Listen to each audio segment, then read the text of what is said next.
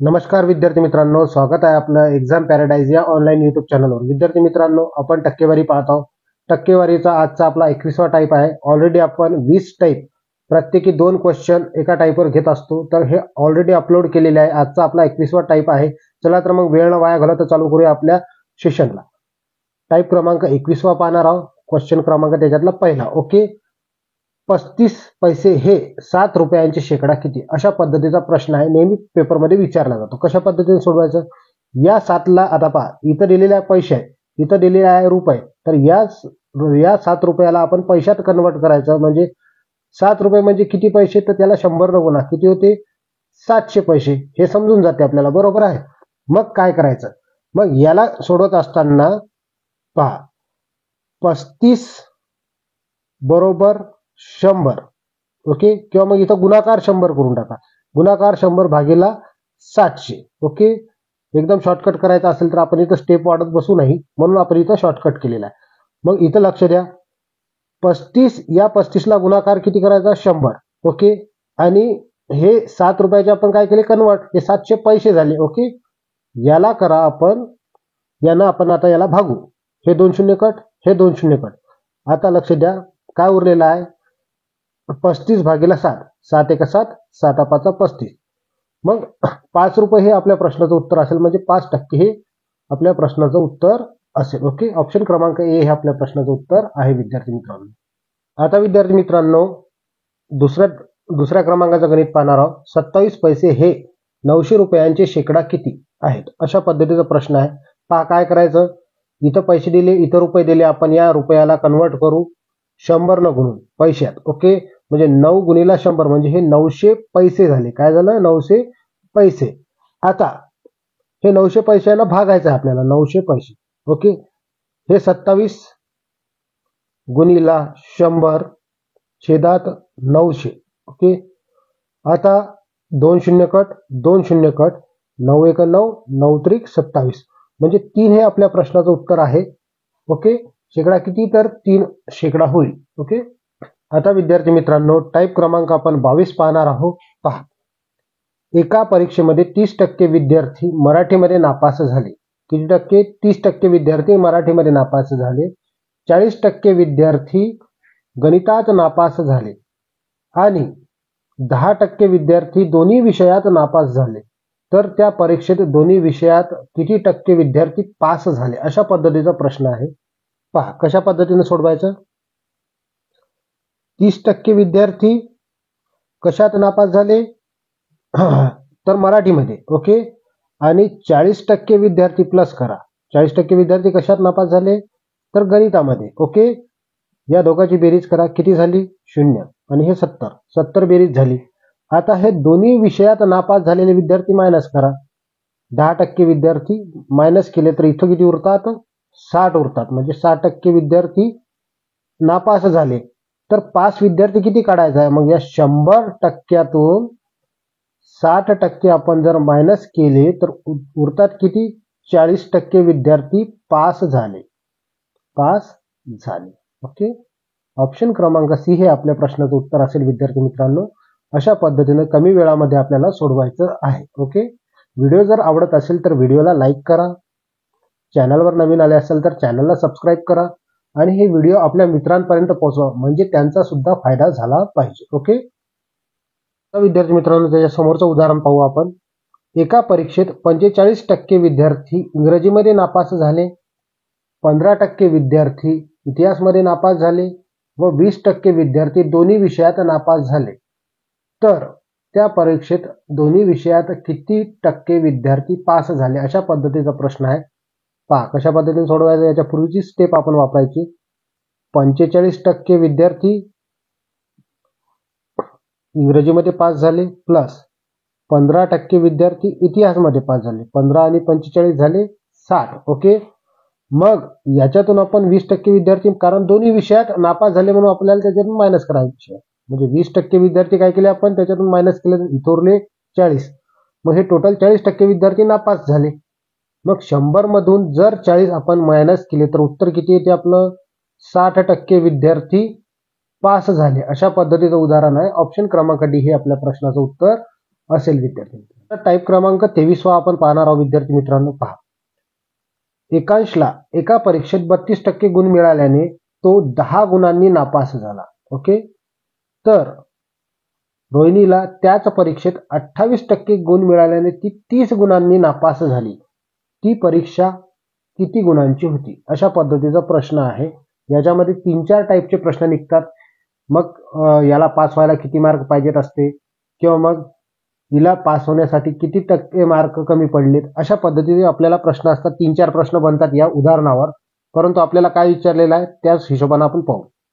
परीक्षेचे गुण विचारलेले आहे. ओके, परीक्षा किती गुणांची होती अशा पद्धतीचा प्रश्न आहे.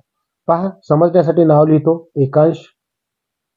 एकांश आणि रोहिणी. ओके, अतिशय सोपी ट्रिक सांगणार आहोत. एकांश आणि रोहिणी, फक्त हे लिहिण्यासाठी टाइम जाते.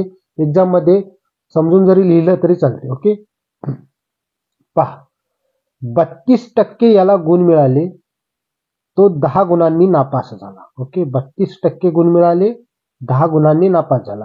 हिला 28% गुण मिळाले, ती 30 गुणांनी नापास झाली. या दोघातला फरक काढायचा विद्यार्थी मित्रांनो. या दोघातला काय करायचा? फरक. 32 मधून 28 गेले असा आडवा फरक काढायचा. 32 मधून 28 गेले 4%, आणि 30 मधून 10 गेले तर हे 20. याचा फरक किती येतो? 20. ओके, मग काय करायचं? लक्ष द्या. आता 4% बरोबर 100, तर 20% बरोबर किती? इथून करायचा आपण तिरपा गुणाकार. मग 20 गुणाकारात 100 छेदात 4. ओके, मग 4 1 4, 4 5 20. आता 5 गुणिला 100 म्हणजे किती येते? डायरेक्ट 500. ओके, 5 1 5 आणि 2 शून्याशी 2 शून्य. आपल्या प्रश्नाचं उत्तर मिळालेलं आहे. किती गुणांची परीक्षा होती? तर 500 गुणांची परीक्षा होती. जर तुम्हाला विचारलं एकांशला किती टक्के मार्क पडले, तर या 500चे 32% काढायचे. ओके, आणि जर विचारलं त्यांना पास होण्यासाठी किती गुणांची आवश्यकता होती, तर याला 32चे 5% काढून, 500चे 32% काढून त्याच्यामध्ये 10 प्लस करणे, तर हे इथलं आपल्याला त्याला पास होण्यासाठी इतके मार्कची आवश्यकता होती. अशा पद्धतीचं उदाहरण आपण 3-4 प्रश्नाचं, आपल्याला अशा पद्धतीचे उदाहरणावर 3-4 प्रश्न बनवतात विद्यार्थी मित्रांनो, आपल्याला सोडवता आले पाहिजे. ओके, एकदा सांगून देतो तुम्हाला समजून. कशा पद्धतीनं, जर तुम्हाला म्हटलं एकांशला किती टक्के गुण मिळाले, तर या 500चे 32% काढायचे आपल्याला. 32 गुणिला 5 म्हणजे 5 दोन्ही 10, 10शी 0 हातच्याला 1, 5 त्रिक 15 आणि 1 16, म्हणजे 160 मार्क त्याला पडले. परंतु पास होण्यासाठी किती गुणांची आवश्यकता होती, तर याच्यामध्ये आणखी 10 टाकले तर 170 गुणांची आवश्यकता होती. अशा पद्धतीने ही 3 प्रश्नाचे उत्तर आपण इथं काढले. रोहिणीचंही तसंच काढायचं. मग रोहिणीला जर म्हटलं तर रोहिणीच्या 28% मार्क पडले. मग 500चे 28% काढायचे आणि त्याच्यामध्ये 30 मार्क प्लस करायचे. तर हे पास होण्याची आवश्यकता म्हणजे किती गुणांची आवश्यकता होती, हे सगळं काही आपल्याला 3-4 प्रश्नाचे उत्तर या एका उदाहरणावरून सोडवता येते विद्यार्थी मित्रांनो. समजलं असेल. ओके, समोरच्या उदाहरणाकडे जाऊ. आता विद्यार्थी मित्रांनो, त्याच्यात मधला दुसरा उदाहरण पाहू.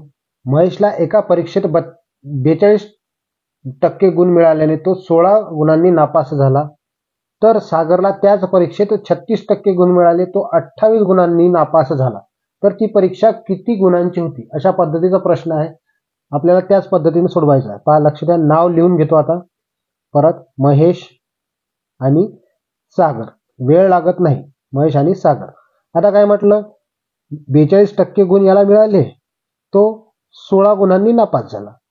36% याला गुण मिळाले, तो 28 मार्कांनी फेल झाला. ओके, मग याच्यातला डिफरन्स काढा. याच्यातला डिफरन्स 42 मधून 36 गेले, 6चा डिफरन्स येतो. 16 मधून 28 मधून 16 गेले, तर यांचा डिफरन्स येतो 12चा. बरोबर आहे. मग हे टक्केचं आहे, म्हणजे 6% बरोबर 100.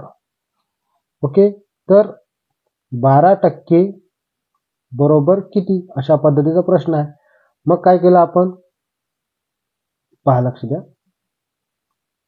100 गुणाकारात 12 छेदात 6, 6 1 6, 6 2 12, 100 दोन्ही 200. 200 मार्काची एक्झाम होती. ऑप्शन क्रमांक बी हे आपल्या प्रश्नाचं उत्तर असेल. अशा पद्धतीने आपल्याला कमी वेळामध्ये काढायचं आहे. फक्त हे नाव लिहिण्यात तुमचा वेळ जातो विद्यार्थी मित्रांनो. ओके. क्रमांक 24 आता आपण पाहणार आहोत. त्याच्यामधलं पहिलं उदाहरण पहा. आशिष आपल्या पगाराच्या 16% किराणावर खर्च करतो, 15% मुलाच्या शिक्षणावर खर्च करतो, 20% घरभाड्यावर आणि 25% इतर खर्च करतो. तेव्हा त्याच्याकडे 4800 रुपये काय करतात, शिल्लक राहतात. ओके. तर त्याचा पगार किती आहे, त्याचा पगार आपल्याला काढायचा आहे खर्च काढून. मग काय करायचं पहा. 16% प्लस 15% प्लस 20% प्लस 25% यांची काय करायची बेरीज. यांची बेरीज केली असते पहा किती येते. 1606 हातच्याला 1 म्हणजे 76 यांची काय आली बेरीज.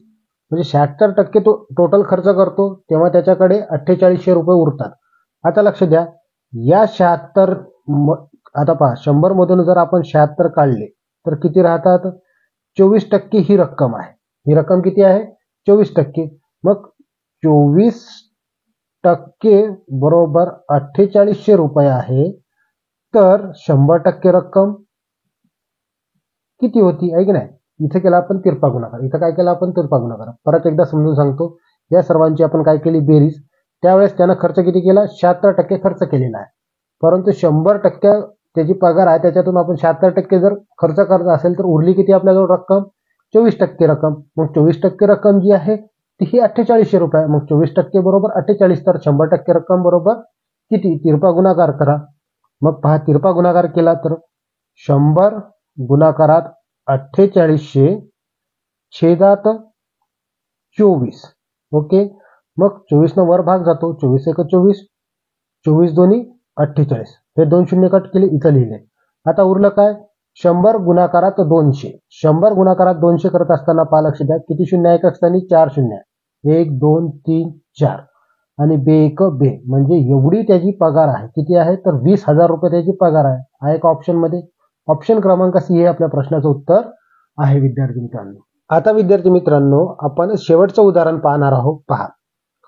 गौरव आपल्या पगाराच्या 20% दान करतो, 30% मुलाच्या शिक्षणावर खर्च करतो आणि 15% घर भाड्यावर खर्च करतो आणि उरलेले जे 10% आहे इतर खर्च करतो.